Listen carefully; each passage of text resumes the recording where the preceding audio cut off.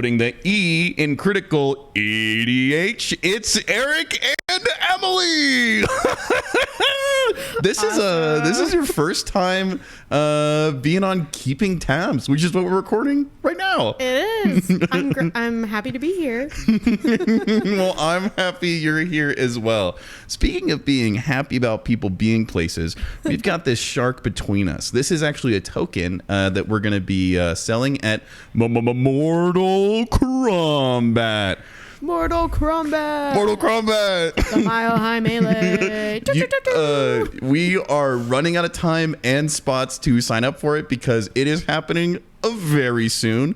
It's going to be at Dave & Buster's starting at 9 a.m. on the 15th. It is Father's Day, but if there's anyone I want to show who's daddy, it's cEDH players. Kidding.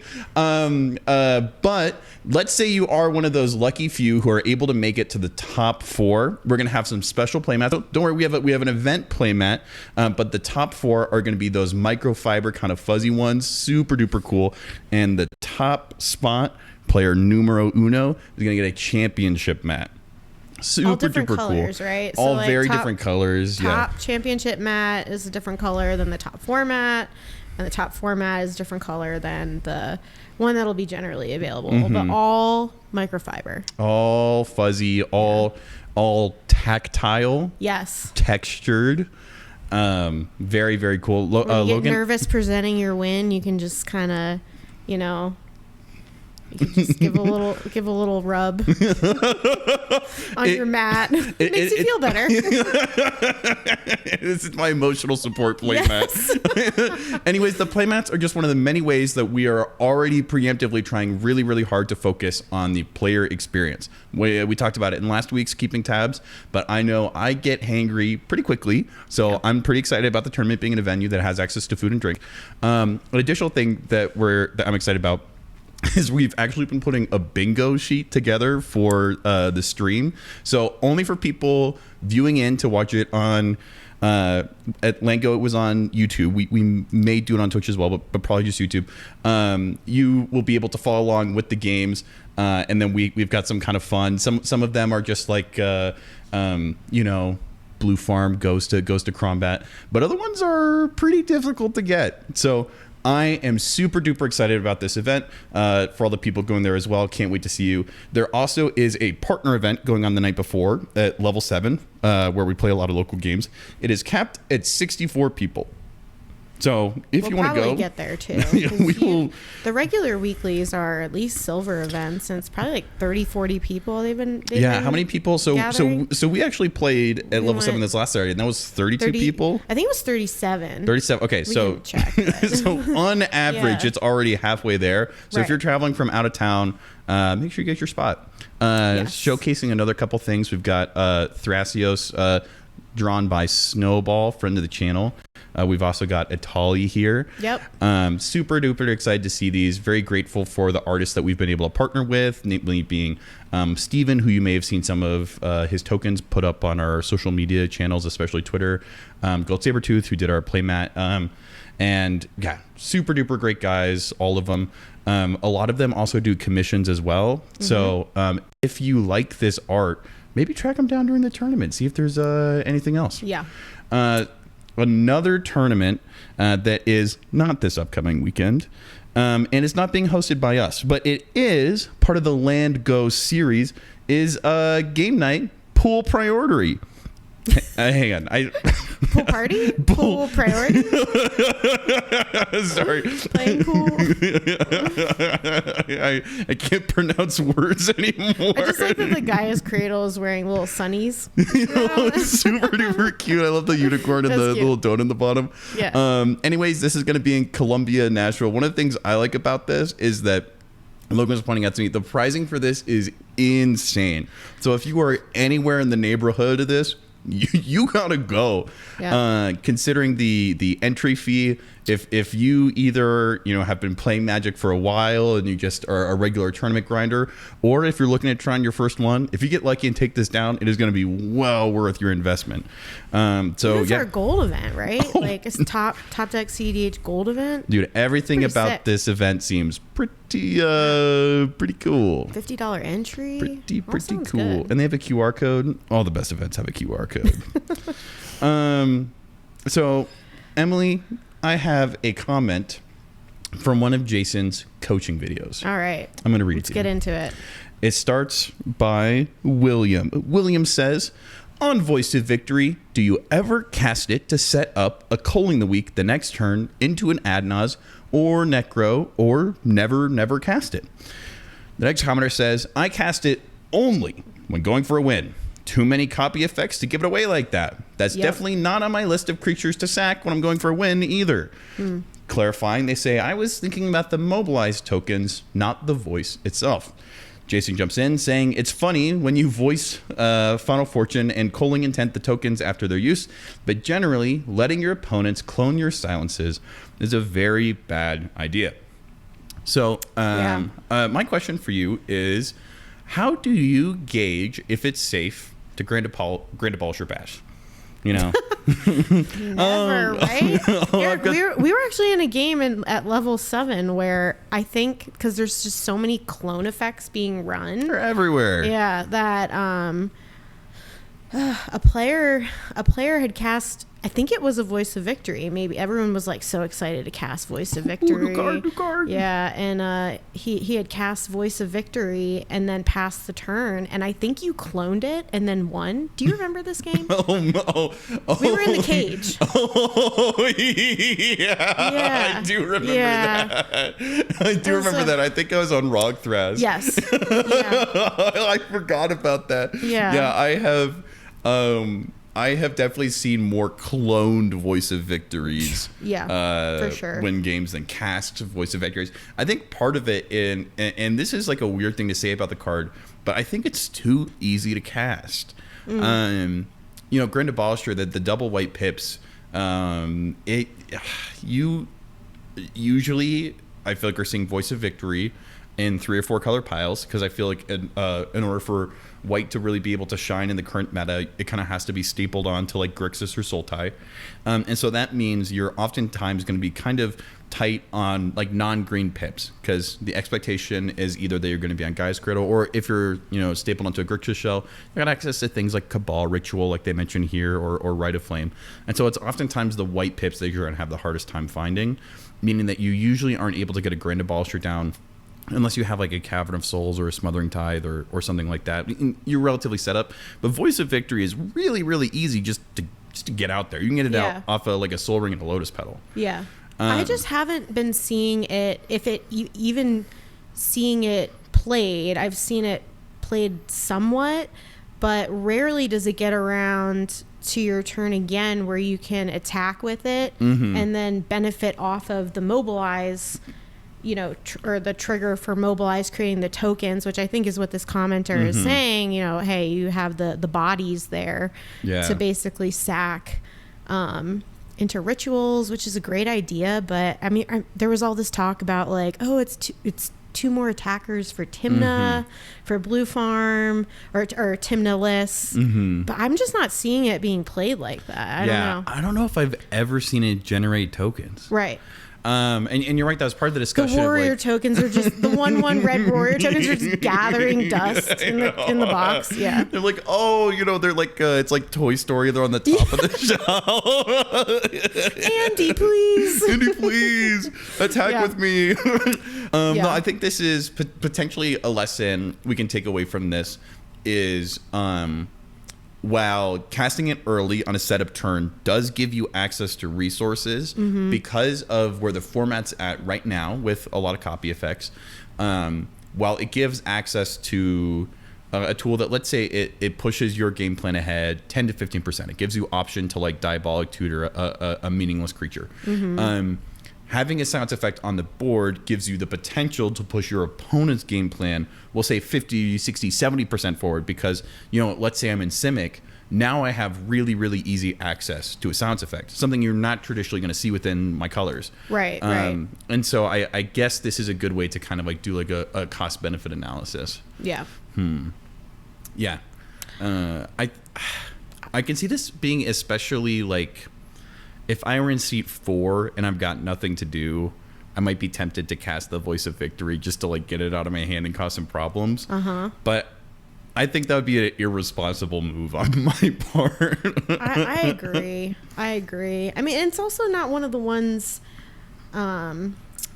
It's also not like Ranger Captain. I feel like is more of a political piece these days, where you can cast it and someone can copy it, and then you get into the discussion of using it defensively or offensively. You can't really do that with Voice of Victory, I don't think. No, and also.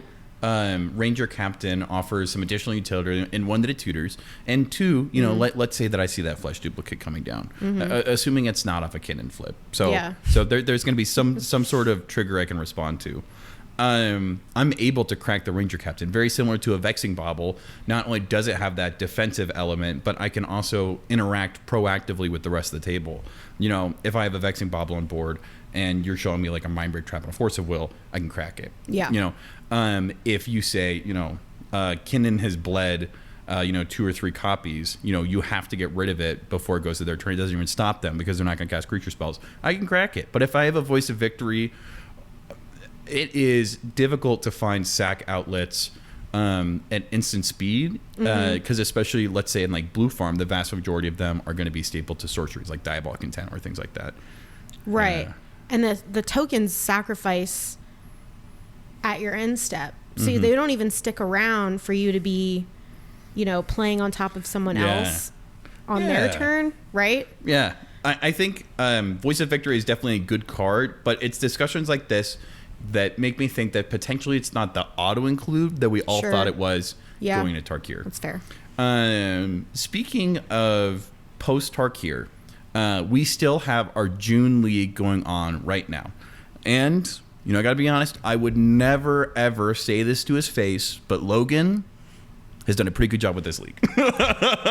When he was first talking about it... His head is already big enough. When he first started talking about it, I was like, I don't know, man. It's going to be a lot of effort. But he has really kind of carried the torch for this. And so in the current league that we have, June, he actually managed to set it up so that the first place winner gets to take home a Gold Sabertooth commission. And then also anyone who is currently a Patreon member of Gold Sabertooth gets free access through that Patreon membership to our current league. Yep. However, we are still in the process of wrapping up the finals from our May league. Yes. So we actually pulled a couple decks from that to kind of go through. Here, let me go ahead and move these to the visual grid. And are these the decks that the top 4 have been playing? They don't necessarily have to play this deck in the final, or did they already lock their decks in? I believe people... Don't quote me on this. Okay. I believe that people did have to submit what? deck lists Yes. for the finals, but they didn't have to be the decks that they like played. Okay. A lot of the games are kind of ad hoc, so if you want to play a little bit of this, a little bit of that. Yep. Oh, hang on, we got a note from the producer. People submitted deck lists that I said were representative of what you largely played in the league. Okay. These are a selection of the top 15. Gotcha. So Okay. these are not necessarily the top 4. These dick lists are representative of what people have been playing, but not necessarily what they have, what they're playing in the top 13. Yep. Okay. Or top 4. But first we have Harder Pants with Marnius, The Last Battle. First off, not on any battles, so maybe pick a better name. And then I'm really interested to see, one of the things I love about Marnius is that you just get to run so many solid Esper staples. Yeah. Because you played Tivit for a while, or I played Marnius for a little bit. Well, I played Zur. Remember my Zur phase? Yeah.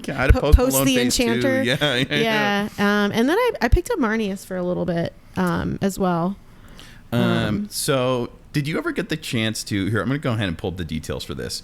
Marnius players have told me, I know a few, have told me that this card always goes insane. Did you ever get the chance to cast it? I don't think I ran that one in my list. I don't know. I could be wrong. I think this is a great example of a card that just goes off the wall with War and Soul Trader. Okay. Tell me about it. So, like Marnius, you care about tokens, right? Yep. Tokens. War and Soul Trader lets you pay a life to create a treasure token. And Marnius, that means that you're acquiring a card because you're generating a token, but you're also acquiring mana. You basically are stapling a Smothering Tithe to a Rhystic Study that you're able to trigger off your own spells. And then the Automaton, whenever an artifact token would be created, you're going to create a Thopter token. So you are drawing another card and creating a body that you can sacrifice to War and Soul Trader. So if you have Marnius out, this lets you draw through your deck while generating a large amount of mana. If you don't, you're able to, pay, let's say 7-8 life, potentially you have to recast Marnius, cast him, and then you just keep going through the loop. Okay. And I think this is the That's type sick. of kind of layered synergy that just makes this deck really, really, really strong. It takes a color shell that, while very, very strong, is, I would say, still somewhat unsolved. Like, there's so many things you can be doing in Esper, and I think something I've learned from Tim is just how many flex slots Esper really, really has. So for instance, you've got waterlogged. I was going to say, I don't see that. This lets you, with flash. Okay. Yeah. So your deck that cares about, making a lot of mana because you're trying to get your commander out, or you really, really care about Smothering Tithe. This lets you go get your Born Upon the Wind. It lets you get so many things. It is very, very expensive. I guess you could get like a High Fate Trickster or... But also, like, you're on like a lot of mana that you might not necessarily see in Esper cells. Like, I think it's pretty rare to be on this many 2-mana rocks. Okay. It's just always really, really cool to see. I love Marnie so much. I think that this is a deck that responds really, really well to Brewer Expression. I would love to hear from their opponents what they thought was scariest. Because I'm a huge fan of Deep Known Terramancer, but I don't know if that's a card that, like, when opponents see it, they're like, fuck! He got that no minimum. I always really liked Rev in this list. Oh, dude. I don't know if he's running... I mean... here we go. Okay, he's there. So what do you like about Rev? Talk to me a little bit about it. I just like stealing my opponent's cards. That's pretty cool. A lot of people don't like that because they think it's like a little bit of like a taboo. Because I think it raises the overall tension at the table pretty quickly. Like when you flip someone's Underworld Breach, I'm not like, hey, at least one of us gets to cast it. Yeah. But I don't think they get to see it. Only you can look at it. Oh, that's so true. It's exiled face down. It's your secret between you and Rev. Yeah, I like that card anyway. We could probably move on, but I just want to say I like Rev. Super cool list. Yeah. Congrats on doing well in the league. Next we have Kipper. Got the chance to actually play against them a few times. Okay. On Tameshi. I think Tameshi is one of those lists that can be really, really daunting to players because it operates on a different axis. Are you familiar with Tameshi? Is this like the graveyard artifact?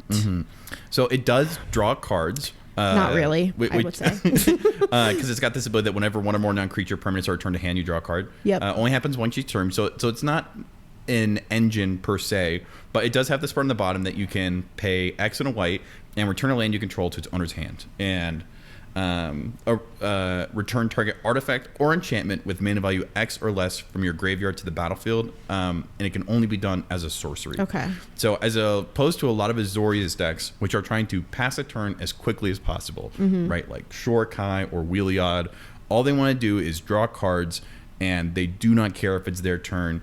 Tameshi is kind of unique in the Azorius shell in that a lot of it can really only be done during your own main phases.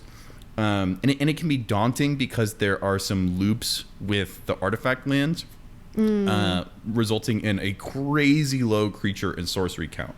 But ultimately, it allows you to play this simultaneously proactive and reactive game plan, depending on whatever the board state is calling for, which is benefited not only by the amount of instance that this is on, but also the fact that so much of your library can be played from the graveyard. So let's say I'm trying to combo out and you're doing a good job of removing my combo pieces. I'm able to just bounce my Ancient Tomb back to land.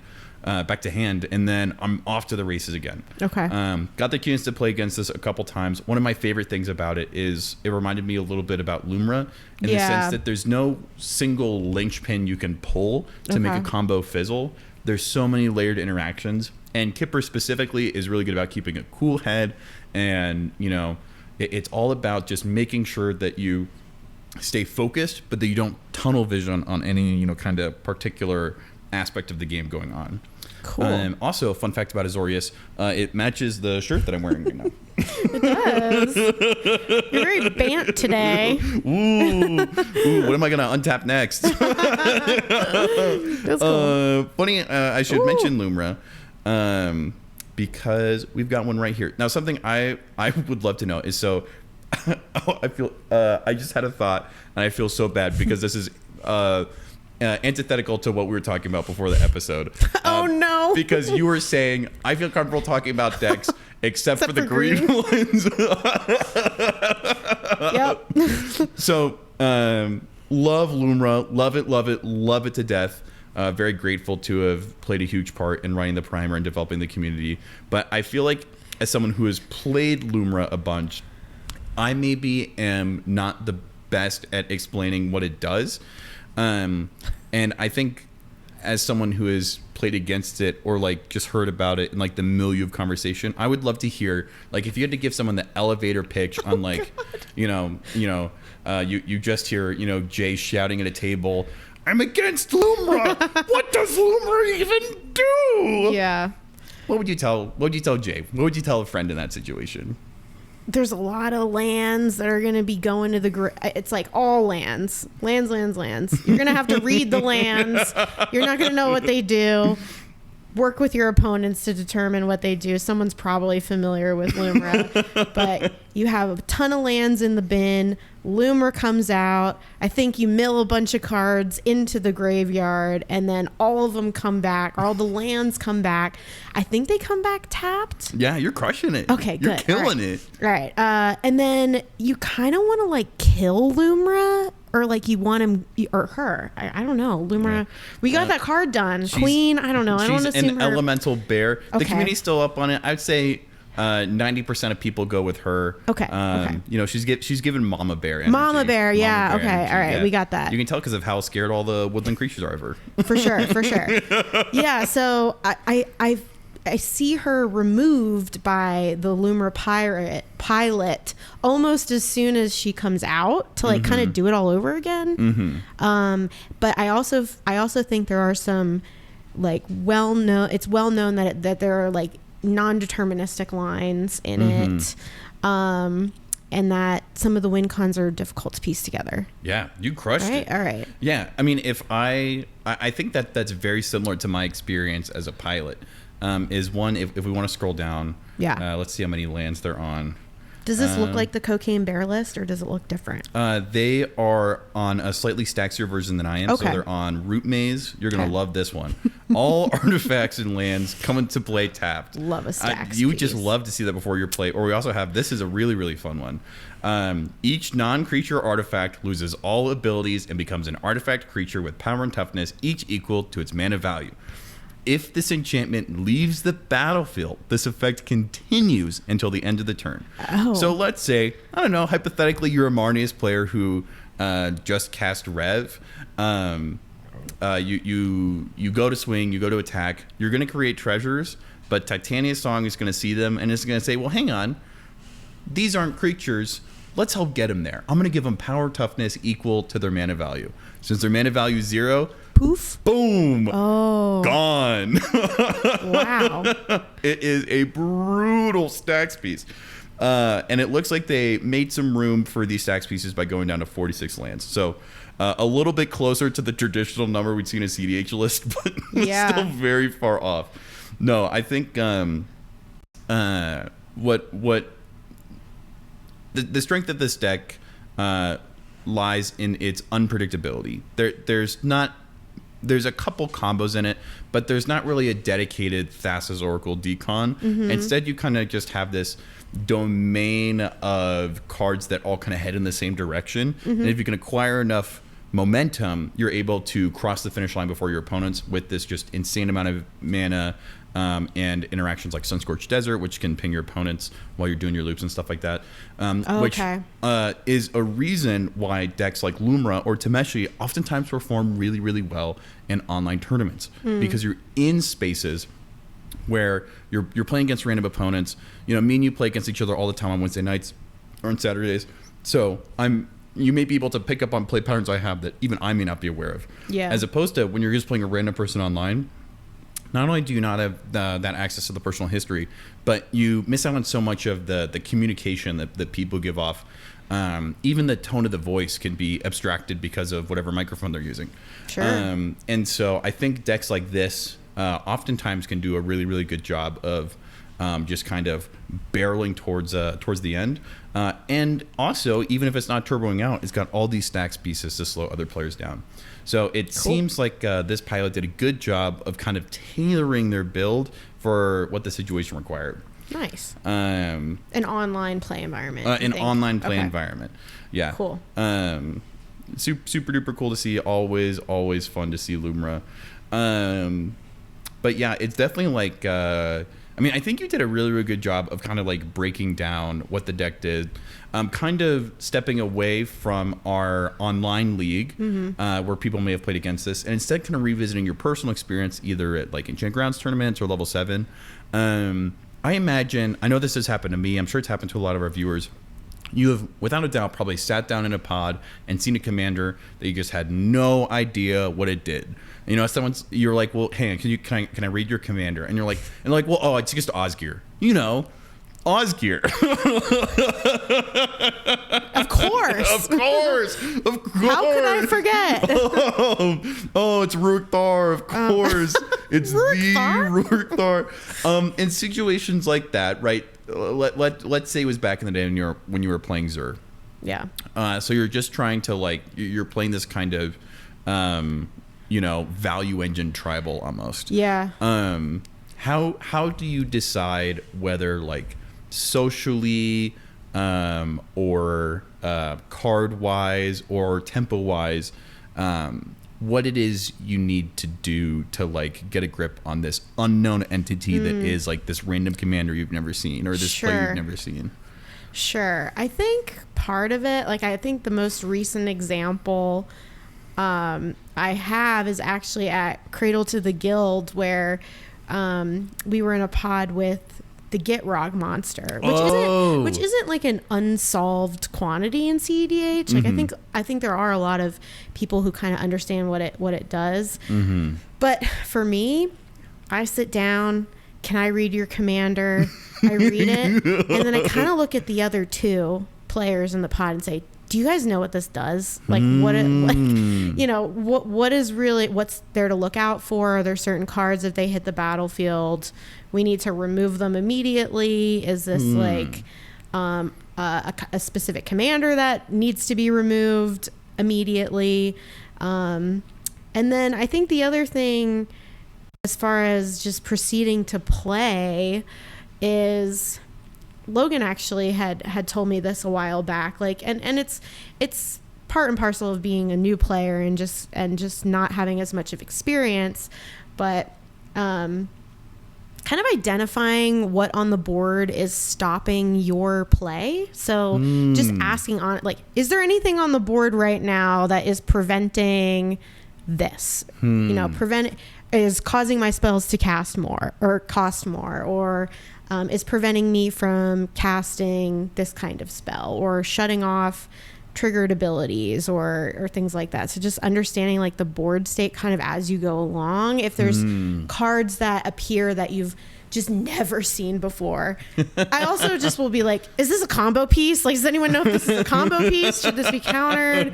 Because it is difficult to find the point, and that's something I'm still learning, it is difficult to find the point of interaction, especially in the decks that I've been playing recently, which are a little bit more control oriented. So I really do have to rely and ask the other two if they can help. You know, especially if you're the control player, and is this the point of interaction right here? Or? It can be rough though, because like, so if I'm in a pod with you and you're on blue farm, and we're playing against Gitrog, and you go, is this a time to interact? And I'm looking at like an ad naz and a football ritual and a silence. I'm gonna be like, this is of all the times to interact, this is the most important one. Yeah, and I have fallen prey, I think, to that. But if it is a are we going to lose right now? Then I'm more incentivized. If someone understands the combo or understands what's going to happen next, if the commander isn't removed, then I'm more willing to like act upon whatever interaction I have in my hand. But it is tough. Like these kind of, I don't want to call them fringe. I mean, they are fringe. Like the fringe commanders come out, and you're like, oh. And then sometimes I think the pilot will win, and you think, I'm never letting that happen to myself again. I have never again.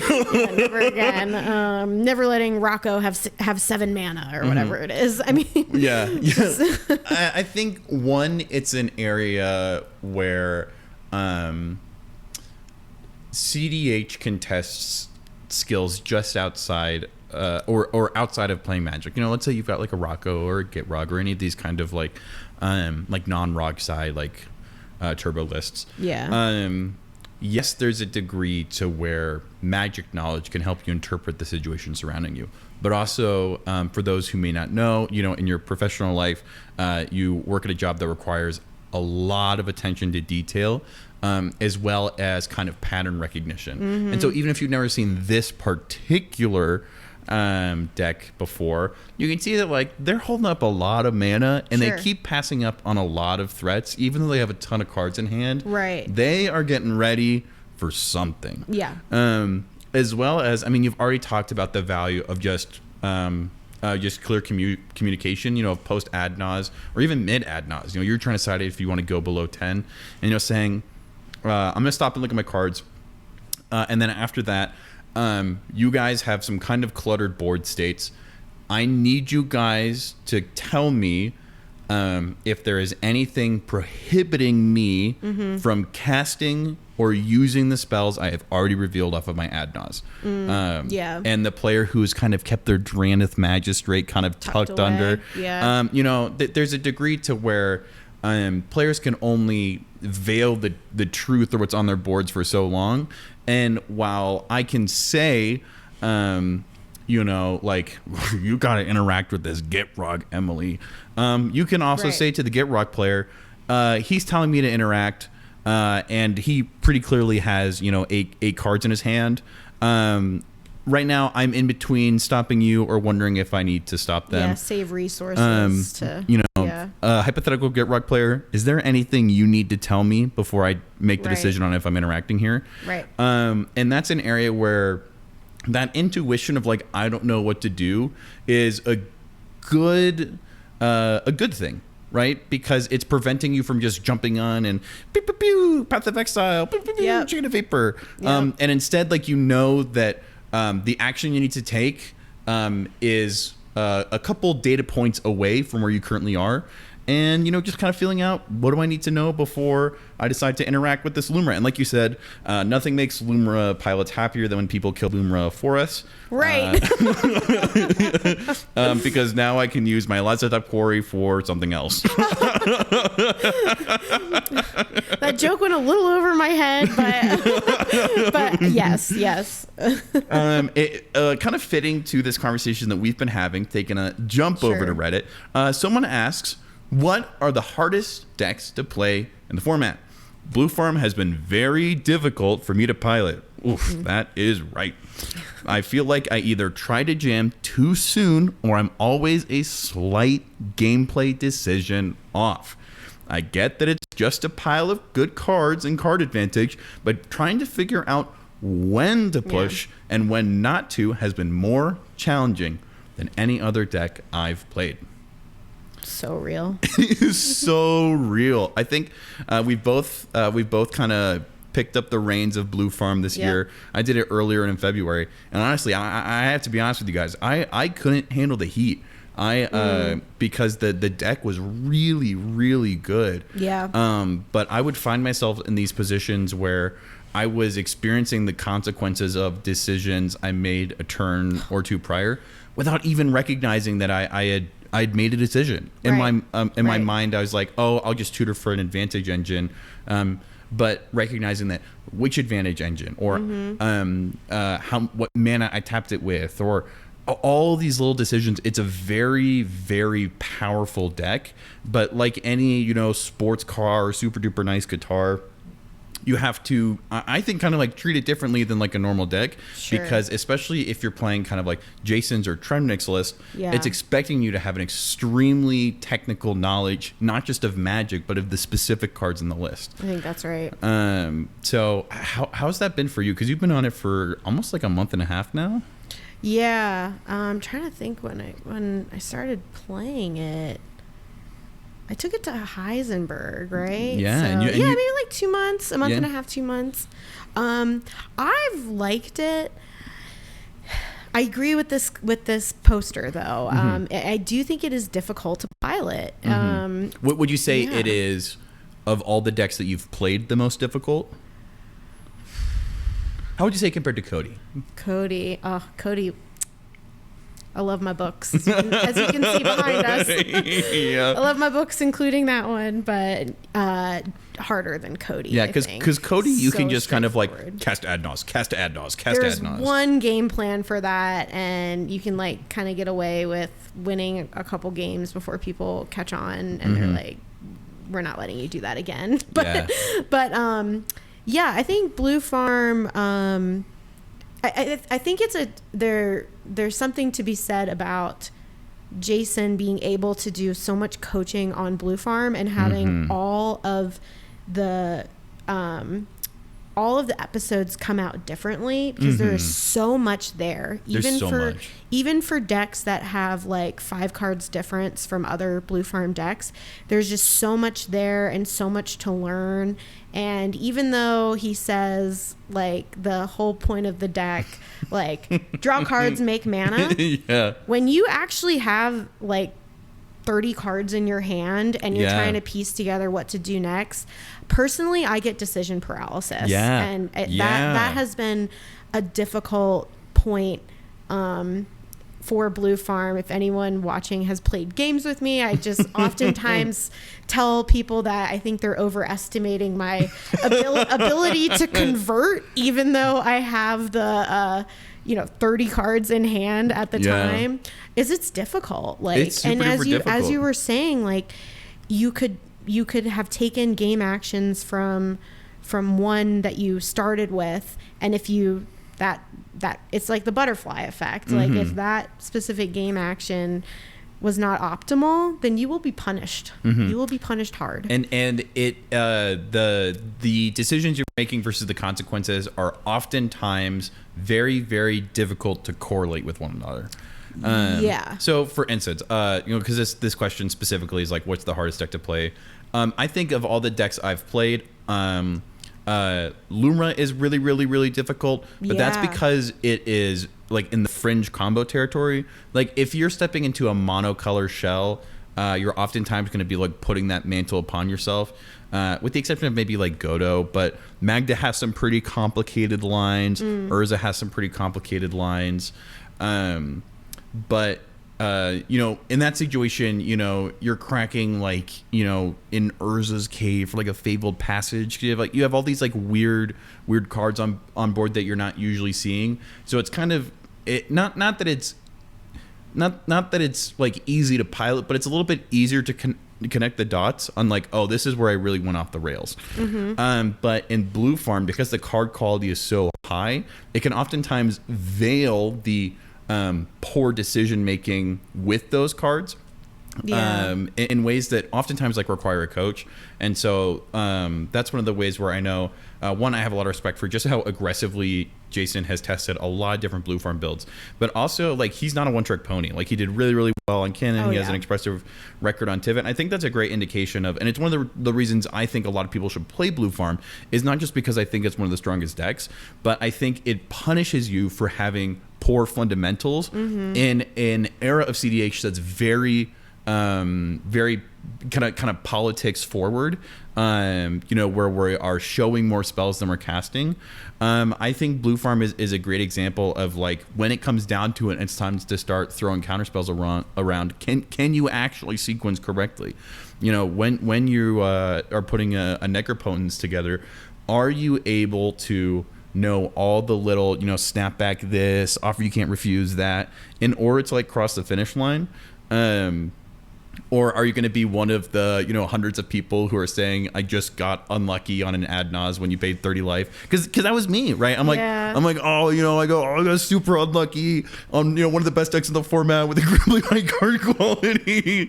I think Kinnan can also be really, really complicated, but I think it's you can build Kinnan in some kind of autopilot ways. I would say that Freedom Waffles No Bad Cards version is potentially the most technical.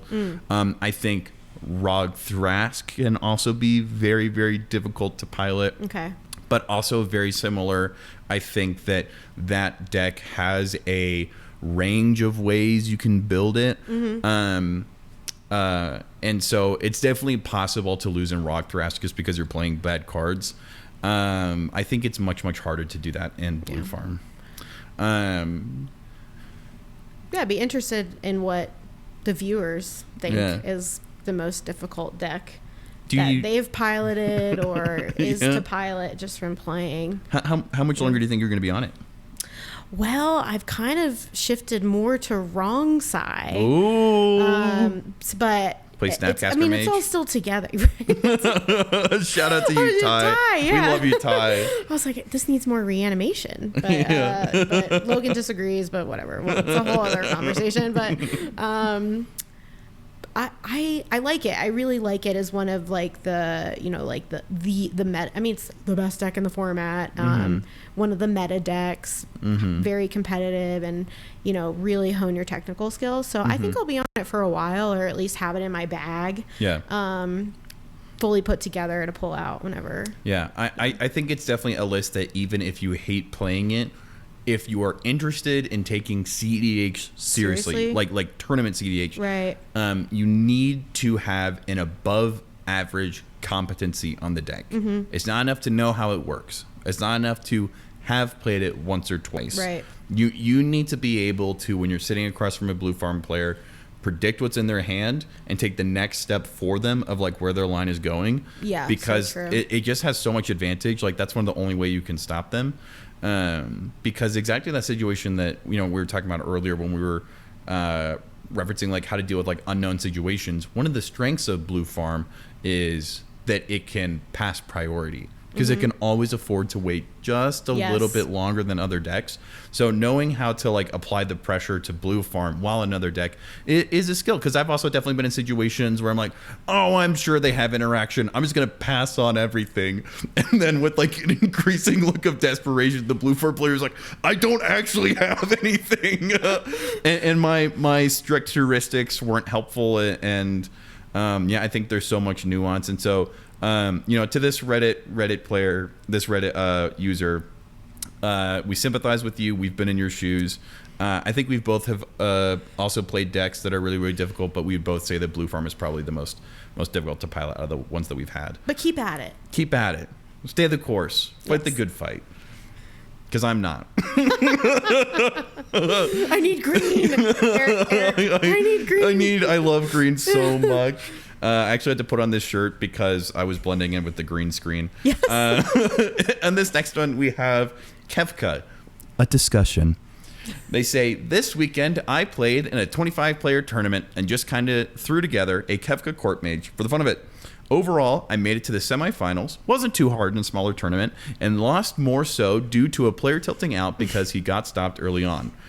Been there, been the tilter and the tilty, and would rather the game end early than play it out. Besides that, I think the Commander definitely has a strong mid-range game and wanted to see what others who've got to play test with it more think about it.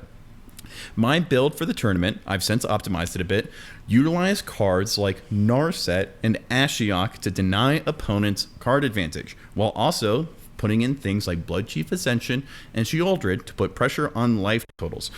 What I think the deck definitely does right is being able to deny your opponent's hands fairly quickly while gaining massive card advantage, and then having more room to combo off without having to play around all the counter spells. Anyways, I'm definitely curious to see what others have tested with this and if it is a must play for Breachlights or not. Deck definitely feels like a mid-range control style deck, but maybe it can lean more into a Turbo Knight. Just wanting some discussions and thoughts on it. I am actually going to jump forward to the last tab because this, I think, is a good one to talk about. A card that has kind of been near the front of people's minds because it's Grixis. Kefka Court Mage. If you want to go ahead and read out what the card does. Sure. So it's 2 Grixis. Whenever Kefka enters or attacks, each player discards a card. Then you draw a card for each card type among cards discarded this way. You can pay 8 to cause each opponent to sacrifice a permanent of their choice.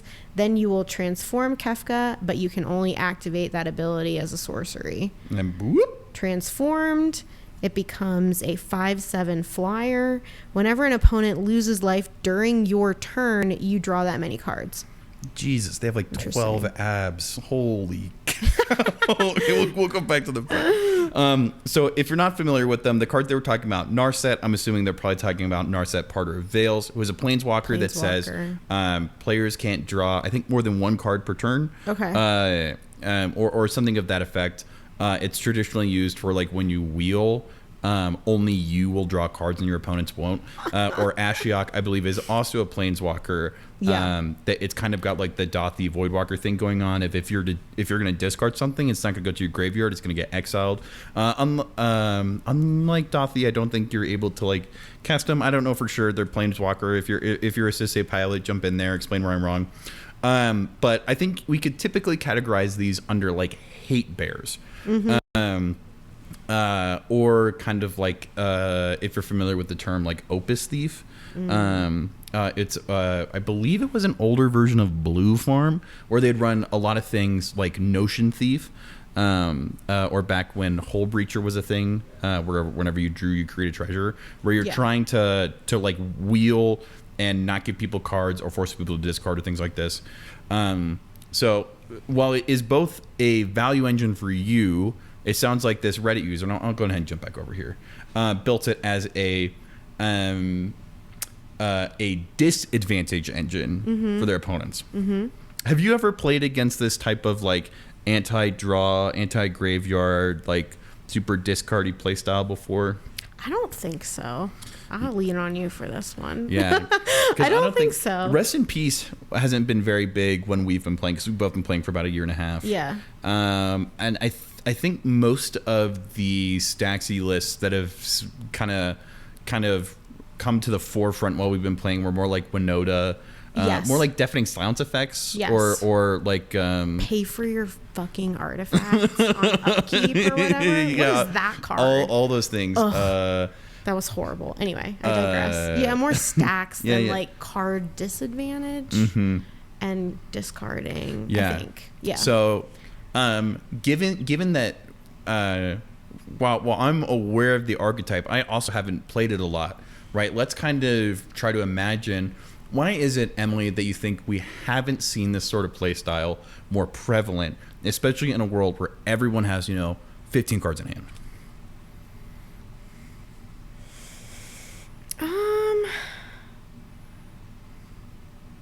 I don't know. I just feel like it's a version of stacks that isn't, and this isn't stack summer. No, it's not. We're in like a mid-range, We're in a mid-range. I don't know. Maybe we're only speaking to the Denver meta, but it's more like Group hugristic. Well, let's push into that a little bit. Why don't you want to play stacks? Why? Yeah. It's just not fun. Like I mean, okay. Let me take that back. Oftentimes when I'm playing against stacks, it just seems like a rush for the player to get their stacks pieces out, and it's like, and then what? And then what? You know, it doesn't seem like it does much to advance the player's game plan. Yeah. You know? I don't know. If we want to imagine a game as this kind of like allocation of resources, we're each kind of like building our tower or our house or our car or whatever it is that we're creating, whatever engine we're trying to like put all the pieces together so that we can get to the front of the pack. Yeah. In a sense, me stopping you from putting those pieces into place does sort of equate to as if I had put those pieces onto my own engine. But at some point, right, it doesn't matter if you have Torpor, Orb, and Curse Totem, and all these things out. If I don't have anything that draws me cards or creates mana, kind of going back to that analogy or that phrase that Jason uses a lot, well, I may have stalled my opponents out. Yeah. I'm kind of stuck in the trenches with them. Right. And so oftentimes I think that's where we see decks, like Magda, I think is a great example of where a lot of times we'll use the term they're trying to break parity, where Magda doesn't care about most of the stacks effects that she puts into play, or they're they're asymmetrical. Asymmetrical, right? Yeah.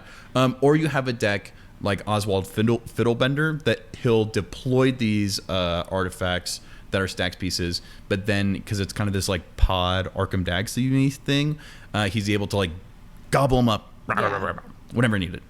But even still, a lot of those are stuck on sorcery speed. So the fact that, kind of going back to Kefka here, that it's on enters and attacks gives you some consistency. The fact that it also is attached to drawing cards, so it's not just that you're discarding, and I'm drawing cards.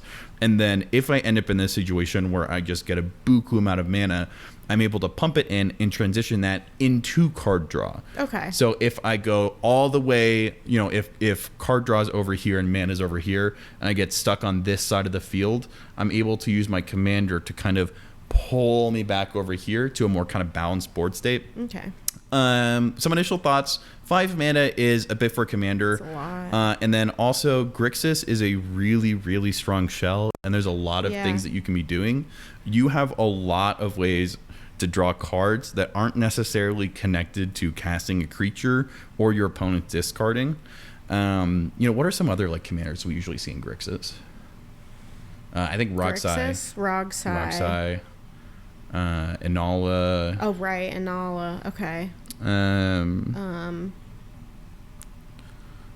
I think those are like the big ones that come to mind. Are we missing anything? I don't know. I mean, so, Blue Farm can very often be built as a Grixis deck. Correct. Yeah. But you still have the silence effects.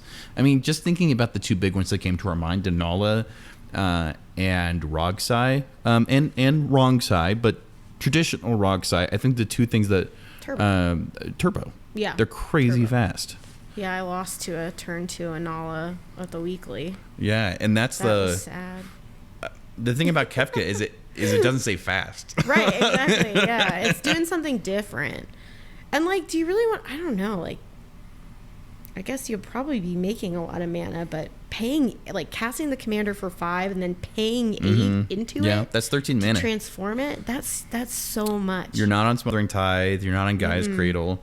And so I think while kind of putting all the pieces together of what we've talked about, I can see why Kefka is positioned to be able to take more advantage of the disadvantage state that it's putting its opponents in, because it's drawing cards and you're a stronger shell than like Boros, like Winona's in. Right. But even still, I worry that you may be kind of fighting against the identity of the color shell that you're in. That's a good point. And that as you're adding cards, they're going to have this internal tension to them, and you might find yourself asking, why am I not just playing? Why don't I just play? What if my commander costs 0? Right, exactly. I am interested to see if this this sort of gameplay comes back in, I have not seen a Blood Chief Ascension in play, I think, since that first tournament that we went to down in the Springs. I think you were going to the zoo. Yes. During that time. Right, that's not a card that's super popular. And same thing with like Shieldred. I mean, I think the only deck that consistently plays it is Kirk. Okay, that makes sense. So another Posty reference. Yes. Yeah, I mean, I think there's. Do you think it's a must play for Breach Lines? I mean, I don't know if that's worth discussing, but if you're on this commander, that you have to be on Breach. Yeah. You think? I try really, really, really hard to avoid saying absolutist that, like, statements. Yes. Because I think I remember you saying I used to think in very, very concrete terms about a lot of different things. Yeah. When I was a young warthog, but I think the more cEDH I play, the more kind of exceptions to the rules I see. However, I think one thing I've kind of like put my foot on is I think it's really, really important that if at all possible to be on Mnemonic Betrayal. And I would take Underworld Breach like even a step further. Like, it's so strong. Mm-hmm. It's very, very strong. And so if you're playing a kind of on its face a little bit less strong commander than what we've already seen in Grixis, and your intention is to remove one of the strongest red cards in our entire format, sure, you need to be trading that experience that's been tried and tested in our format for something pretty heckin' good. Not sure there's anything. I don't think Narset's it. Oh, yeah. I don't know. What have you ever played a red list without Breach in it? I don't think so. I'm trying to think. No, because like even Obnixilis runs Underworld. Like even if you're not like Grinding Station, even if you're not doing like Brain Freeze stuff, even if you're not doing LED stuff, it's such a strong card. Yeah. Which I think is a great example of these color, and we use the term color identity, right? Because they have this philosophy oftentimes connected with them, which means if you're in blue, you kind of have to play Ristic Study. Not necessarily. I know there was a Reddit thread about it a little back because Ken was talking about how I think he was saying he didn't think Vivi needed it, but I think for the most part, if you're in blue, you really should be taking a second look at Ristic if you're thinking of cutting it. Right. I would very much consider Breach the same way. Cards that might be worth cutting. Cards that might not be worth taking a second glance at is Glasses of Urza. First off, Glasses of Urza. Huge shout out to that's a good card. Yes. Weren't you talking about this over the? Were you the one talking about this? Someone was talking with Kyle about. I said to Kyle, I was like, yeah. So I guess Kyle was in town, right? Kyle was in town. Kyle from That's a Good Card was here in Denver, and it was great to meet up with him. He came to our level 7 weekly tournament. We got pho. Oh, it's so awesome. good. There was a little bit of a hotel snafu. Yeah, a little debacle. For Kyle. So Kyle slept on our couch. Yeah, he handled it like a champ. It was great. We had him out very, very late. But I think he was here for work, but super nice guy. I'm glad he got to jam. Like the only thing he asked for in like the 48 hours he was here was he was like, do you guys have some coffee? He's Take me to the coffee. Super duper cool guy. But we were talking about their podcast, and I think you mentioned like, when are you guys gonna do one on? Right. I was like, it'd be kind of cool to do like a Glasses of Urza one. And he literally went, pulled out his phone, that was so funny. Scrolled to like, and then showed you that he had like a video scheduled, and then here it is. Yes, because I was thinking about Maddie's Blue Farm list and how it runs Glasses of Urza, and you guys had streamed the pod with her in the Land Go with three rock size. Yeah. And I was kind of just sitting there waiting for Glasses of Urza to do its thing. And I don't think it came out. I don't think it made an appearance. You know, she had other things to worry about in that like game. 10 dozen wheels that happened. But I think in her list, like when you click on the deck list, like in the description, it just says Glasses of Urza is good, I promise, which cracked me up. But like I ran this in like a pauper deck, you know, like, it's just like a fun. Oh, you've actually played this card? Yeah. That's awesome. I have played this card. It just seems like good value. That's really interesting. Unfortunately, I didn't get a chance to listen to this episode yet, but I think it's a really good episode. Always love shouting out the tag seat guys because I think they're really good at evaluating cards. This is one that's interesting to me because Logan was actually trying to convince me to put it into Blue Farm before Snowy Summit, and I made the argument that I think works for me, but I would not consider a universal argument for this card, is that this card solves a problem with game actions that I feel comfortable with my ability to solve with social actions. And I think it's something that since Snowy Summit we've seen kind of, for better or for worse, be very in vogue, is that like information is the resource of the day. It's not just mana and it's not just your cards. It's also your opponent's cards. And you know, the amount of times that I've been like, I wonder if we have any interaction for this, and you show me a Beseiju or Jason shows me like a Snap or something. And we're all like accumulating information because since we have access to more cards, you know, because of Rhystic Study and Mirror Maid and Copy Enchantment, the value of each individual card begins to shrink. And so by me showing you that I've got this Otawara in hand, I am not giving away as much of my hand as I was, you know, 4, 5, 6 months ago. So as someone who like, if I've said it once, I've said it again, I born to yap, forced to play. I think that if anything, I rely on like politicking too much in games. And so while I don't think this card is necessarily good for me, I can definitely see either A, if you're a player who doesn't feel super comfortable jumping in with the arguing and the wheeling and the dealing, or 2, if you're in a situation like at Land Go, where you're playing against all these players that you've never seen before, and you don't have that history of being able to like, I don't think they're telling the truth based off of tells, and instead you're kind of like guessing. Being able to take the guesswork out of those like counterspell battles can be a game changer. For sure. So how do you feel about this card? Do you feel like you could see yourself ever throwing it in a list? I think so. 1 mana, you tap it. I mean, there's so many untap effects in cEDH. You could just have people essentially playing open for you.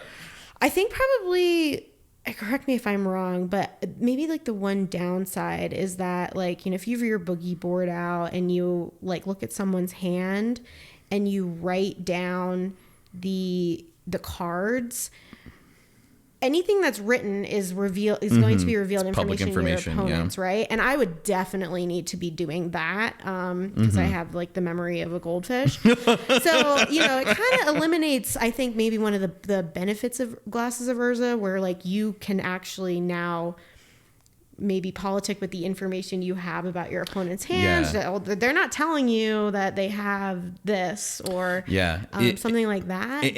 Unless you're writing in like shorthand or like some form of code, Pig Latin mayhaps, ahaps may. So you can do like a short, like your own. Yeah, because I think Jay takes his notes in Korean. Hypothetically, that's brilliant. If you know Korean and you play games with Jay, I could be lying and not telling the truth right now. I refuse to blow up his spot, even though I think I just did. To the point that you're saying, some you could view them as downsides or upsides. They're kind of just like neutral. Right. Is that if you want to attach longevity to the information you're getting, right? Because if you're like me and you're like you, if you're part of that E and cEDH, the Eric and Emily and the memory of a goldfish, you're gonna have to write it down somewhere. And unless you're writing in binary, odds are some form of that information is gonna leak. Right. So even though you exhausted resources to get the information, it's going to naturally on its own kind of disseminate to the table. Right. Or else you're taking this risk of like, I don't know, 4 turns from now, I'm gonna remember 7 independent cards of each other that I'm not on right now. The other thing and this is something I don't like about it, is it while the information is eventually more than likely going to disseminate throughout the table, there is an immediacy to the way that it's localized. And while you may be able to see which threats your particular opponent has, you can say, oh, they have Adnos, oh, they have Silence, oh, they have Grendabalshire. At the end of the day, if information is one of the most valuable resources in cEDH right now, and you are holding on to more information than anyone else, that is a target you cannot throw off your back. Right, you then become a target. You know, sure, we can wheel and then the information goes away. Or, you know, you can just be super duper forward with it and be like, look, this is what they have. You know, this isn't my glasses of Urza. This is the table's glasses of Urza. But at some point for me, I feel like it generates this dynamic where not only are you having information overload because you're taking in so much data, but also your opponents can kind of be taking one step away from you each activation, and it makes it that much harder for you to be a part of the 3 and the 3v1, which is not to say that it's bad. You're acquiring a ton of resources, and if you're really good at taking notes, if you have ways of you know, giving that information to the table that still lets you hold on to some of those chips, I can see this being a really, really powerful card. Once again, especially combining that with if you're like consistently going to tournaments and you don't think politics is one of your strongest. That would probably be the other reason that I would personally want to have it. I can. Is it cope? Maybe. I don't know. I don't want to talk to you. I just want to tap my glasses and take a peek. I think. I think a lot of people potentially need to take another look at this card. And so if anyone in this video decides to put it in a list, either hit us up or hit Tag C up, or get Kyle his coffee. Great episode. We highly recommend. Kind of zoom in near the end. We've got a couple more things we're going to go through. We have a couple 60-person tournaments to have some lists with some spice. So I am going to throw some cards at you, and then we have we talked about Kefka a little bit, but there is one more card that we came out in Final Fantasy that's seeing a lot of play and high performing lists. So we're going to start with tournament lists that did well at tournament. So first we have a Dehada. Took down a tournament, 60-person tournament. They won. Congrats, kudos. Mardu Summer. Mardu. Everyone keeps saying that. The card that really stood out to Jason is, I'm going to scroll all the way down, is Chance for Glory. You want to go ahead and read out what it does? Sure. Chance for Glory, 1 red white creatures. It's an instant. Creatures you control gain indestructible. Take an extra turn after this one. At the beginning of that turn's end step, you lose the game. So Final Fortune plus as far as text, but then the pips are different. And it's more expensive. It's more expensive. It is an instant, so it puts you in Final Fortune territory, which I feel like is the first card that kind of sticks out to me. Right. But the big difference is that your creatures gain indestructible. And the interesting thing is it's not until end of turn. They just get it. Oh, okay. Interesting. Yeah. Static effect. I think it's pretty rare to see that, especially like in Boros. It is very common that you just get things for a little bit, but in this situation, you get them back to back. So before we evaluate that card any further, 2 observational questions. 1, how familiar are you with Dehada? Not. Doing a quick overview, it's one of those planeswalkers that can be a commander. The big ability that they're known for is this ability right here. Okay. You reveal the top 4 cards of your library. You put any number of legendary cards from among them into your hand. That almost never happens. Okay. And the rest go to your graveyard. Then you create a treasure token for each card in your graveyard this way. So what attracts people to Dehada is that essentially the commander is free because you can, as soon as you cast them, activate them. And then more than likely, unless you have a combo piece that for some reason you can't send to the graveyard, you just generate 4 treasures. Okay. So it's generating mana. And then 2, right, you're in Mardu. So you have access to Breach, in red, Universal Tutors because of black, and then a lot of flicker effects in white. So specifically a card that we'll see a lot in Dehada is going to be literally a card called Flicker. where you remove target non-token permanent from the game, then return it to play under its owner's control. So you flickering Dahada? Mm-hmm. Okay. So let's say you have Breach out, Yeah. and you have Dahada. Think of like a grinding station loop is another way you can do this, where you are putting cards into the library and then exiling them to recast those spells as you're digging for your combo pieces. The benefit of Dahada is that unlike grinding station, which puts 3 cards in there, Dahada does 4, and you're also generating mana as you do it. With the so it is exceptionally fast, super duper duper quick. Now let's look at the creature package. Why would they be interested in giving these indestructible? Well, one, you've got a few that are really effective, but need to be able to activate their abilities, and they don't have haste. So Goblin Engineer and Goblin Welder are 2 examples. Whenever you see these, it's typically a good example that if we scroll all the way down to artifacts, we're going to see a Bolus Citadel. Okay. Right? So these are cards that you can get out super duper early, right? Both of these are castable off of Rite of Flame. And right, this one lets you tutor for an artifact, and then you put it into the graveyard. And then when you tap it, you sacrifice an artifact, and then can return it from the graveyard to the battlefield. And then this one just switches a card on the battlefield with one that's in the graveyard. So both of these let you take artifacts from the graveyard to the battlefield. Long story short, these are 2 creatures that are really low to the ground. Chance for Glory, like you said, is only a 3-mana spell, so it's also really low to the ground. Right. It gives you the extra turns that you can tap them, and it also gives them indestructible, making it really, really difficult for your opponents to get rid of them. Not impossible, but difficult. You've also got things like Mayhem Devil, because if you're creating a lot of treasures and cracking them, you can just... Yep.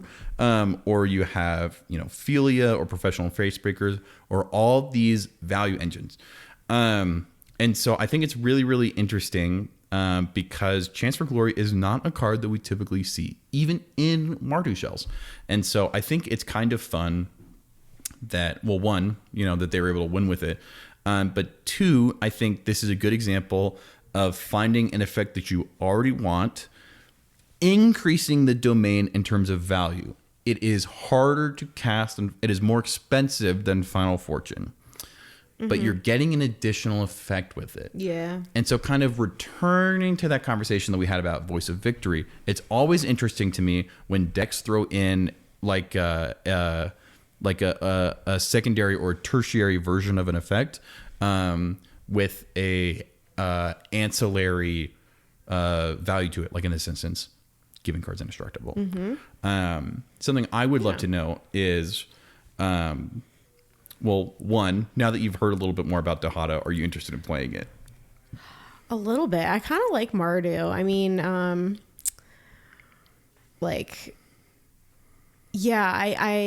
was just thinking of the Dragons of Tarkir. Yeah, like when that came out, I really liked the Mardu build for that.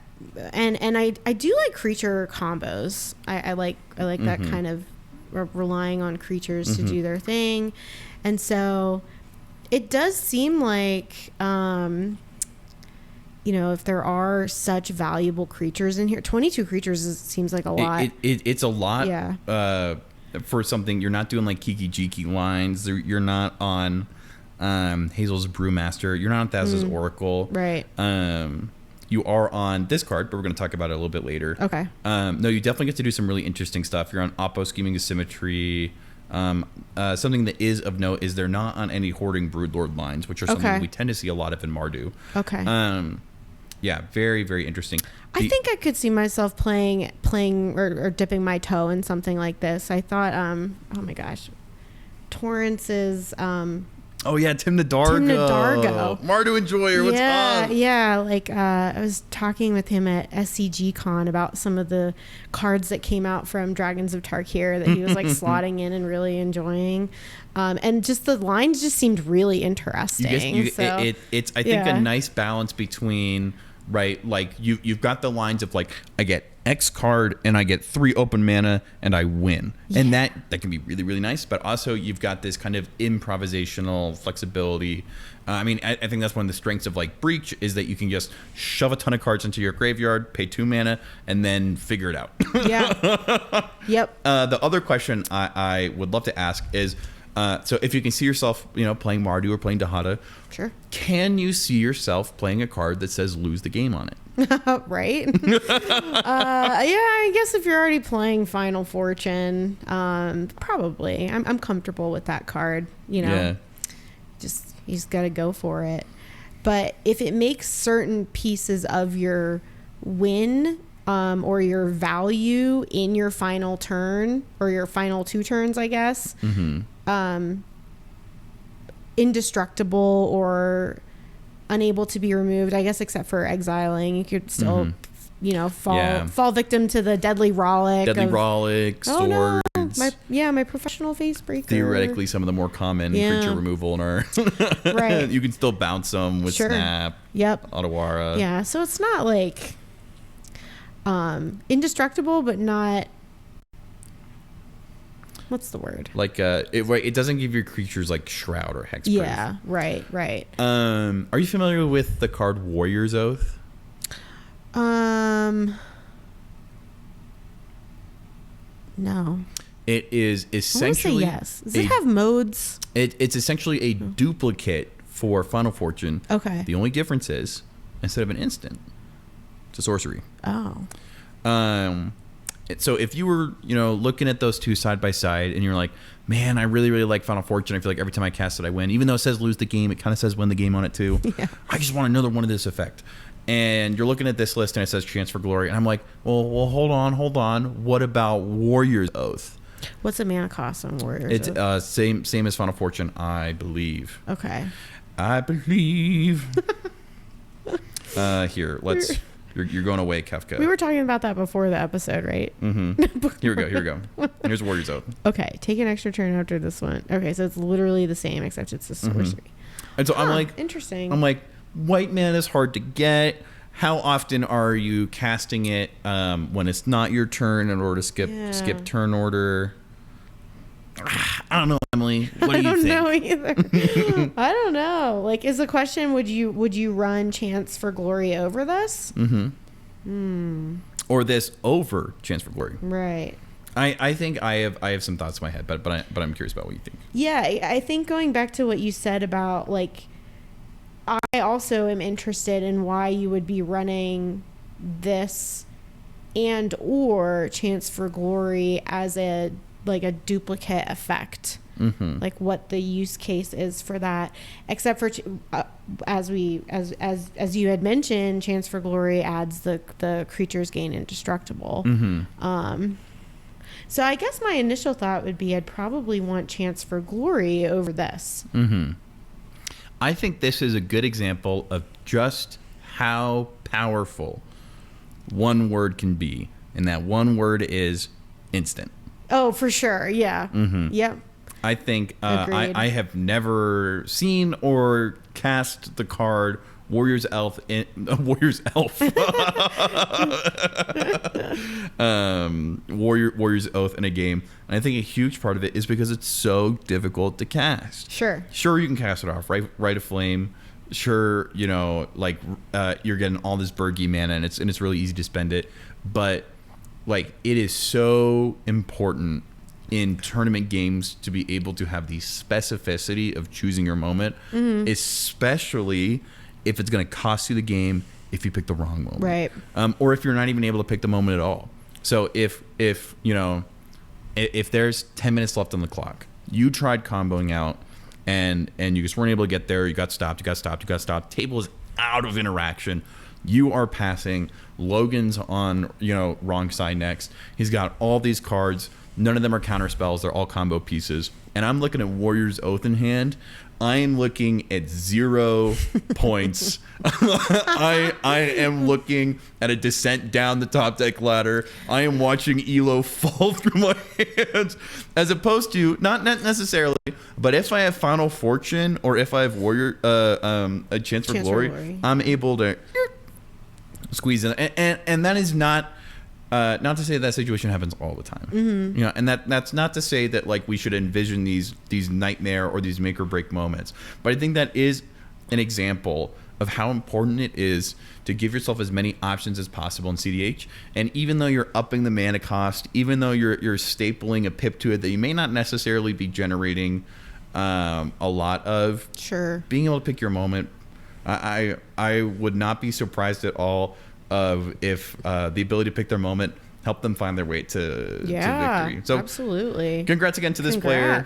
We're seeing more and more Mardu by the day. It's a cool, I'd be interested in checking out that list. Yeah. I'll get Logan to print it. A list that we've seen a lot more of, this is the second place individual at this tournament, is Rockthras. Cool. Super duper common list. We are starting to see some more kind of, once again, Temur is a very wide open color shell. There's so many things to be doing.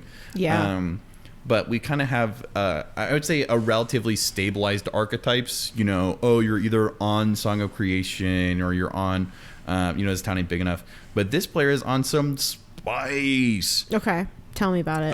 First, we've got three back to back. Boom, Runic Armasaur. Whenever an opponent activates an ability of a creature or land that isn't a mana ability, you may draw a card. That's cute. It is cute. Yeah. Why don't you think you see this more? Why isn't this in canon? God, I don't know. Like I'm having trouble even thinking of like how commonly this would come up. I guess this would come up with like Thrasios activations and stuff. No, it's mana. You play a lot of blue farm. Yeah. How does blue farm activate Runic Armasaur? Tymna trigger? That is Logan, edit this part out. that would be a triggered ability. Logan, edit this out.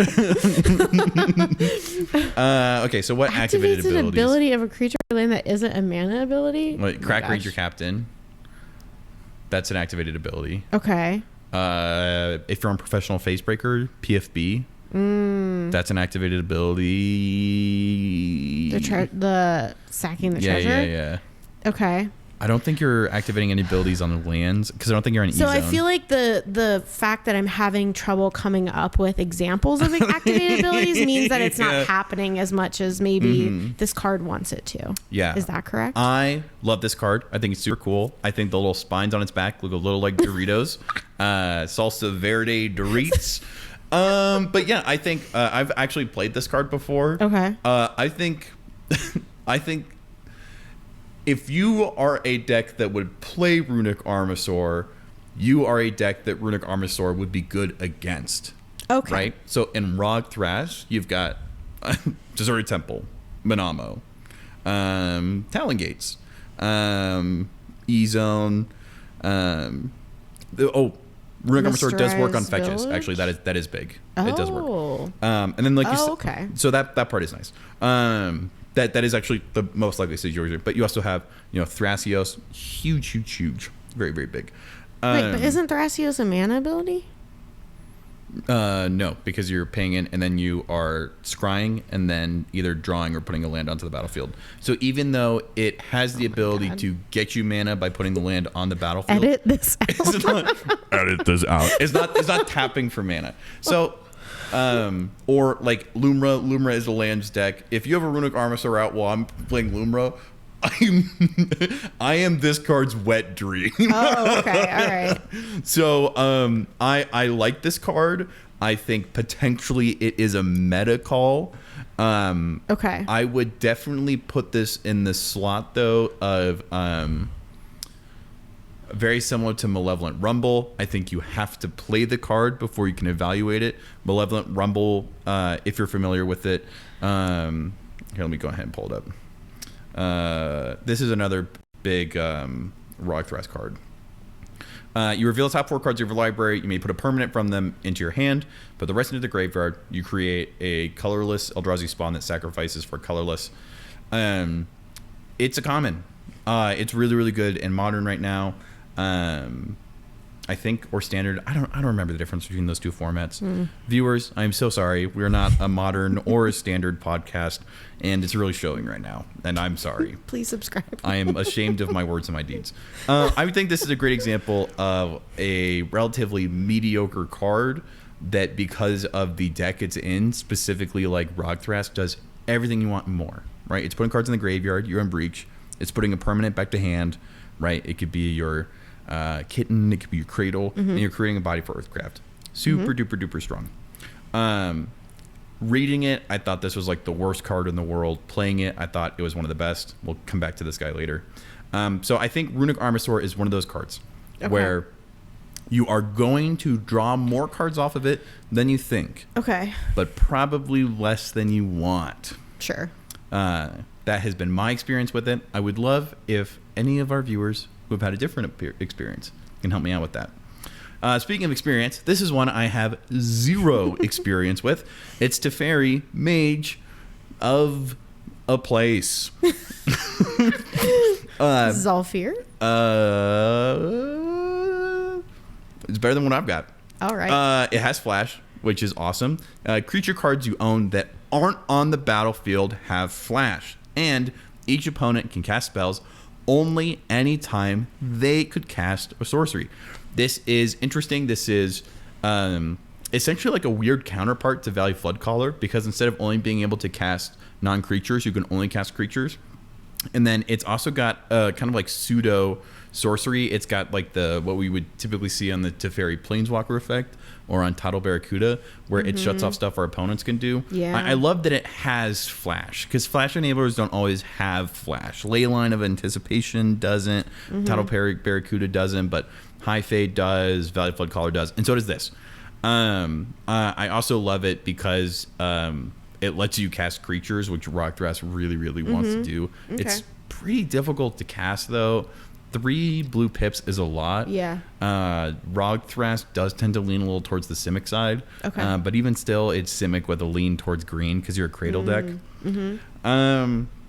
So kind of asking some questions that we've asked a few times in this episode to evaluate this card. Is this your first time seeing it? It is, yes. Why do you think that is?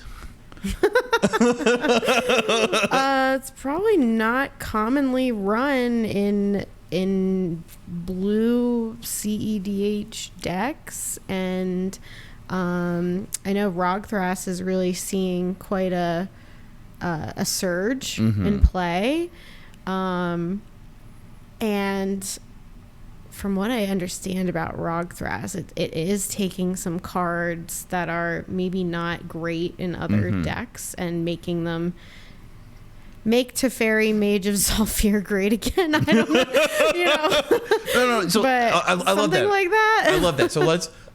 So here's our like premise essentially. Yeah. The reason it's in this deck is that this deck can run cards that other decks can't. Right. Why?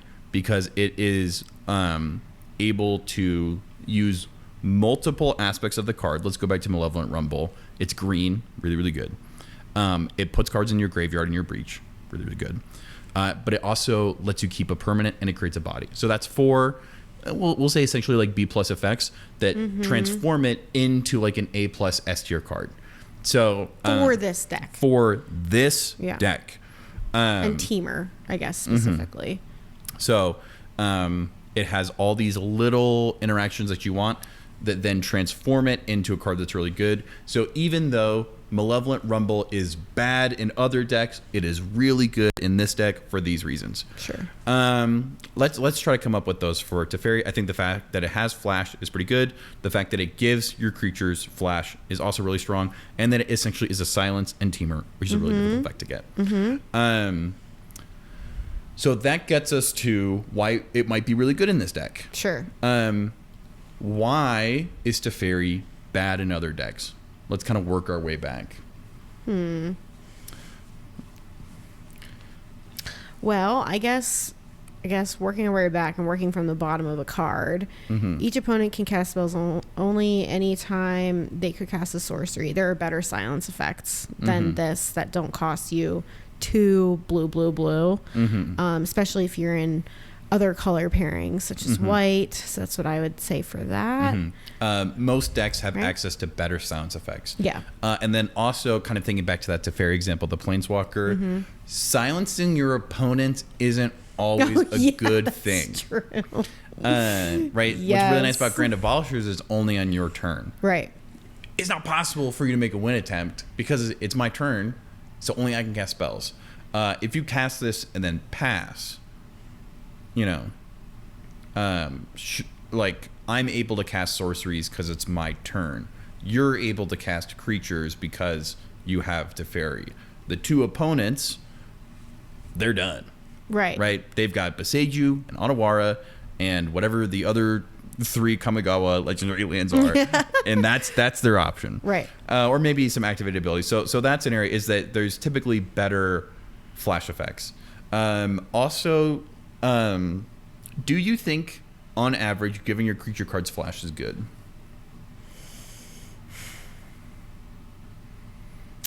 Probably not. I mean, you can... Or I guess maybe to be specific, what you want to spend 5 mana on. Oh, no. No. Sorry, there's a better way to ask that question. Yeah. Right, because in Blue Farm, you want to cast 1 creature. Correct. I mean, it'd be nice for Thoracle to have flash, but...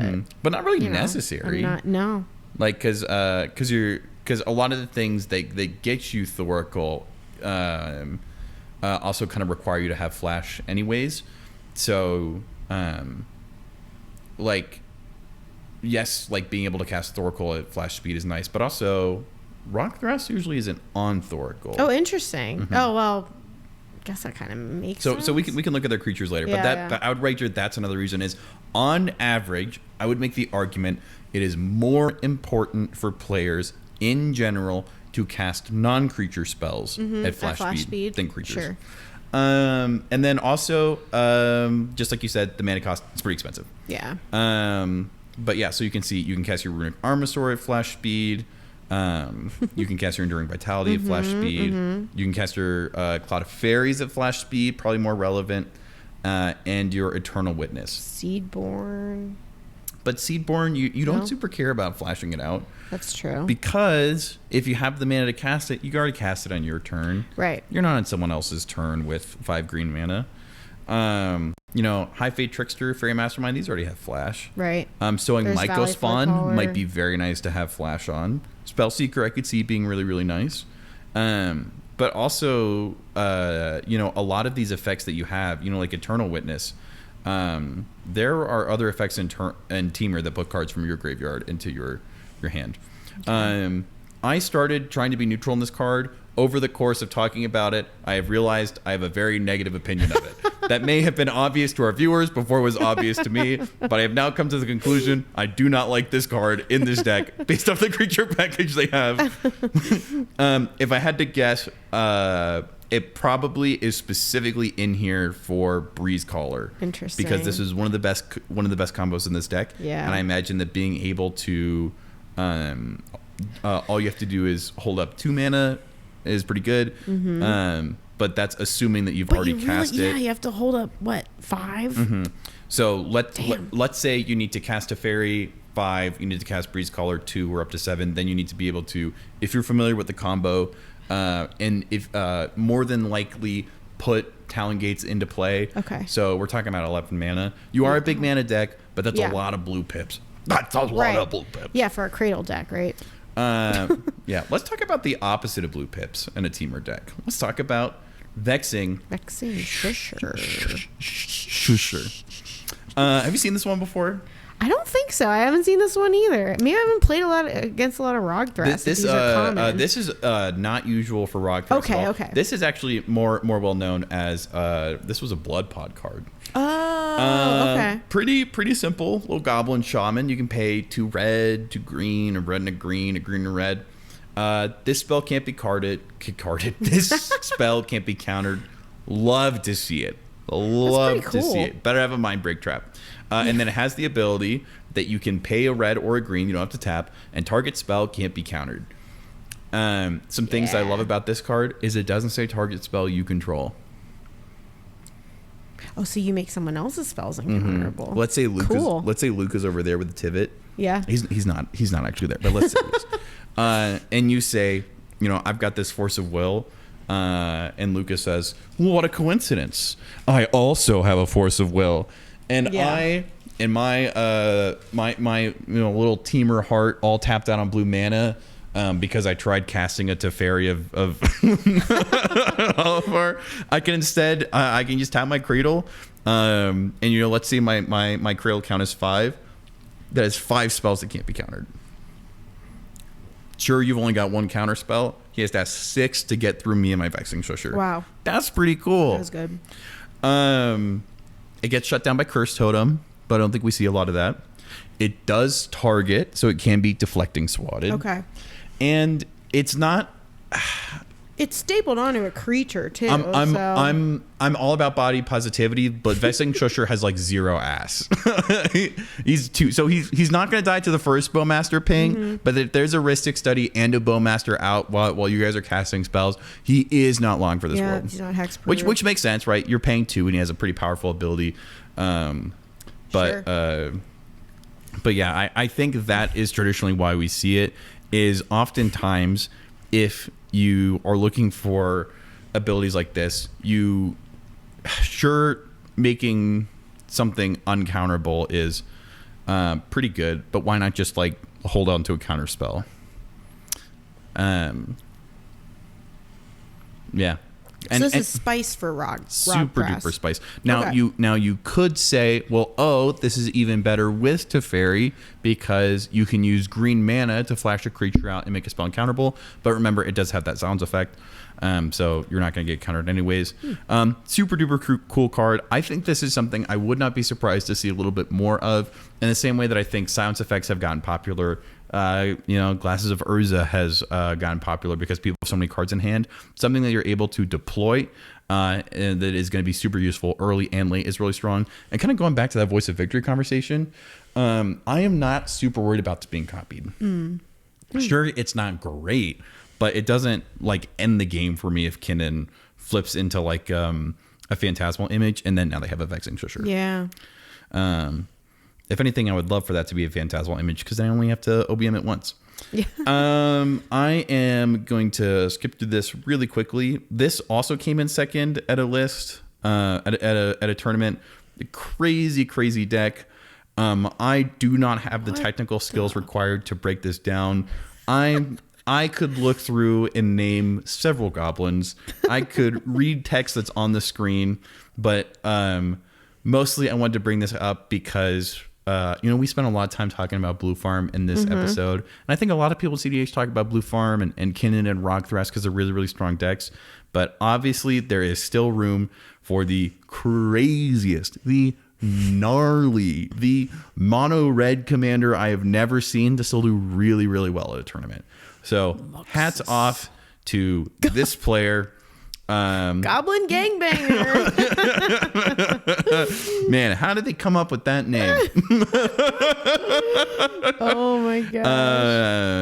Love it. Great job. Is it mono red? It is mono red. All right. I could scroll through this list and show you cards, but it would mean nothing to me. Oh yeah, me neither. Last tab, we've mentioned this to our viewers a few times, but this is the other Final Fantasy card that seems to be showing up in a ton of lists. Was this in that Dahada list? This is in that Dahada list. Okay. This was also the Marnie's player had put it in their list as well. To Taru. It's a colorless and a white. Legendary creature, Dwarf Advisor. When it enters, you draw a card and target opponent may draw a card. So you have to choose someone. It's not that you may target, but after you've chosen me, obviously, I don't have to draw the card. Then it has Scion Secretary. Whenever an opponent draws a card, if it isn't that player's turn, create a tapped treasure token. This ability triggers only once each turn. I'm going to go ahead and scroll down to the rules text because I have a question. It's not here. I am curious if it can only trigger once period or once per opponent. It says an opponent, so my guess is that it's only once per turn. So at max, this can only generate 3 tapped treasures. Yeah, although that does mean that like within a turn cycle, it has paid for itself. So we've evaluated a lot of cards, right? We've talked about the good, the bad, the in-between. what do you see in this card that causes you to agree with the Dihada and the Marnius player of like, yes, put this in my 3-color pile? It's cheap. Super duper cheap. This is very turn one. Like you're saying, it pays for itself if if it isn't that player's turn. Oh man, but like with the draw meta that we're in, I think it probably I think you can probably count on it for the most part triggering. So you can definitely get it out on turn 1. You may not be generating treasures turn 1. Yeah. Unless like someone brainstorms in someone else's end step. Well, okay, so question. So for the ETB, you draw a card. Does the second it enters, right? So if the target opponent agrees to draw a card, then you will get the trigger from the second. Ooh, right? So let's say it's your turn. You cast it and you say, Eric, I've made the obviously correct decision and decide to give you cards. Yeah. For viewers who don't know, it is always correct to give me cards in games. I don't know if we talk about that enough. It's just one of those, I'm a huge fan of saying players should always do things. It is objectively correct to give me resources in games. So you choose me and I say, yes, Emily, I will draw a card. You're going to get a tap treasure off of that. Yes. So, cool. While it takes a little bit of time, you just turned a colorless and a white into a card and a color of your choosing. That alone is pretty good. It's got a big booty. It's a nice blocker. It's super easy to defend. It's going to be really, really difficult to kill. Like you said, the odds of this generating treasures down the line are very, very high. You also mentioned earlier that we are seeing a lot of untappers. Dramatic reversal is something that's in a lot of decks. Mono white is not really a color people are playing, so the assumption is that you're either going to be in Azorius, or we did see this in a Mardu list, which I can see this being really strong in, because if you're in Mardu, you are struggling for card draw, especially because Diada, unlike Timna Dargo, isn't able to rely on its commander for card draw. You still get card advantage, but it's not card draw. Okay. Yeah. It's also legendary, which means it's good for... It's now important in a way that it wasn't before because of Frenchman's Sacrifice. It turns out Mox Amber. That one blue card, the one blue mana card. Yeah, you can sacrifice a legendary. So after Taru draws me a card and I go to cast it, you can be Bye. Okay. I like it. It's also cute. Cute card. It is. It's got a little gift. It's like, here's a card for you. I wonder if in the lists that have been having success that they've actually seen the card and played the card and it's been part. Just be interested. Yeah, if you're the Marnius player, let us know. Yeah. How many cards this drew you? Well, it's probably gonna draw you an extra one because you're in Marnius. Right. So let's turn away from the sun and the bright lights that Logan did a good job of setting up for us, and let's stare into the darkness, the downsides. What are the parts of this card that make you say, no thank you? It. Not in Blue Farm, not in Elsha, not in my deck. Why don't you want to run this card? Yeah, I think maybe, my first thought is like, is it good enough to replace a different creature in the deck? Like, cause I was thinking, like Lotho makes treasures. Yeah. Lotho is great. I'm not going to replace Lotho with this. Yeah. He's also legendary. He's also going 2 mana. Like he doesn't draw you a card. No. But he's probably going to make you a lot more mana. He's making me treasures. And so I think maybe just what do I replace for this question is one that I don't immediately know the answer to.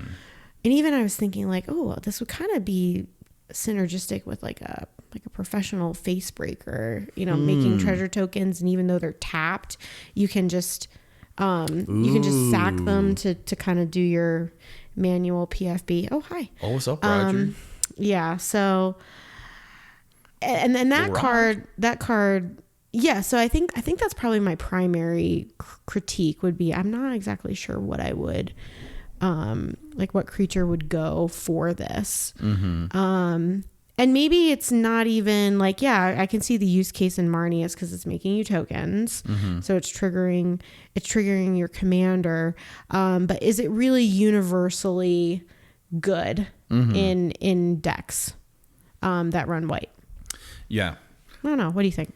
I think I think I very much agree with you in the sense of like, what am I going to cut? Yeah. I think this has a high likelihood of ending up in Polywog Prodigy territory. Oh, where everyone was very excited. You pull your commander in, you had a couple duels and Mana Vault and Soul Ring, and you scroll back up, you go to EDH Rec, and you start adding stuff. And you're like, well, of course I'd put Taru in. It gives me a card and a treasure. How bad could that be? And then now you're trying to decide between Bolus's Citadel, a win condition, which lets you cast cards for free at the top of your library, and albeit much cheaper, much easier to cast, but an overall much less effective or impactful card. Right. You run out of 99 slots really fast. You do, for sure. And then also, like, what slots are this competing with? Well, you're right. This is competing with Lotho, in like a rabbit in the hare type of way, but in like a alternate universe where the hare wins every time. This is just slower and less impactful than Lotho. And yes, it draws a card, but even in white, for a colorless and a white, there are a lot of things that are going to cantrip you. There are a lot of things that are going to draw you that card. So is this necessarily what I want? I can see it being decent in Marnius.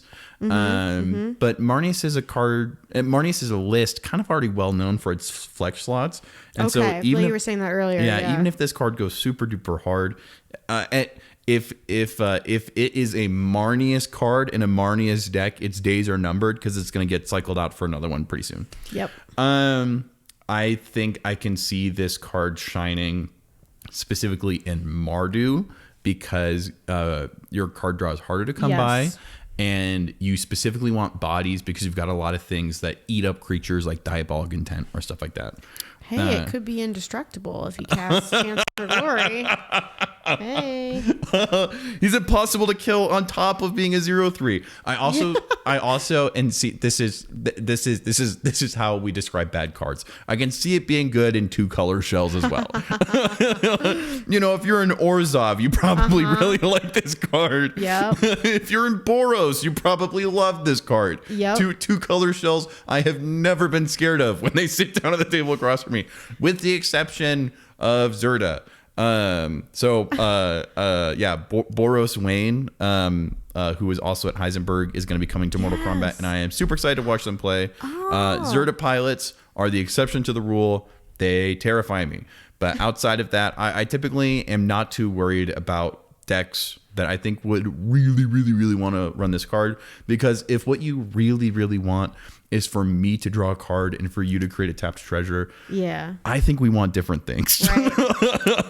Yeah, that's a good point. But I can see this kind of having that like deep known Terramancer effect of just being kind of like generically good. That was so cute. Speaking of a Boros commander, let's see. Is there anything else that we're missing about this? It'll go the way of the Polywog. I like that. I think that would be the case. I would love to hear though. That's hilarious. I wonder what it sounds like. Okay, that's enough. Why are you doing this? That's really, really funny. He's in a fighting mood. Oh my. Man, he's going for it. Being bit. All right, that's enough. If there is an aspect of this card that we are missing or just not seeing, please tell us. Otherwise, I will assume that if we are in a game and you tell me that it's a combo piece that I have to get rid of, you are trying to waste my interaction. Yes. Either way, something I am really happy to see in cEDH is you on the podcast with us today, Emily. Thanks for hanging out. Thanks for having me. It was tons and tons of fun. If you guys enjoyed having Emily on here, please show her tons of love in the comments.